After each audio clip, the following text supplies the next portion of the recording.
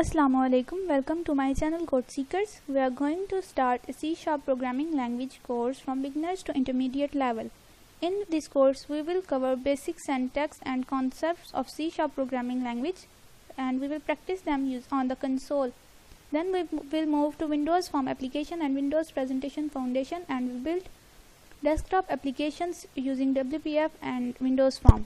After that, we will learn SQL Server, and then we will integrate SQL Server with our desktop application for the maintenance of our record in the database. Then we will learn mobile application development on the Xamarin platform using C#. After completing this course, you will have achieved intermediate level in C# programming language and will have become expert in desktop application development to build market level desktop applications. As you will have good expertise in C# programming language, so it will be easy for you to learn any other domain in C#, that is mobile application development, as we will have gone through mobile application development in C#.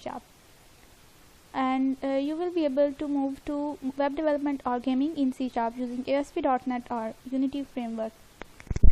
And thank you for joining us in this course. Hopefully it will help you in learning C# programming language.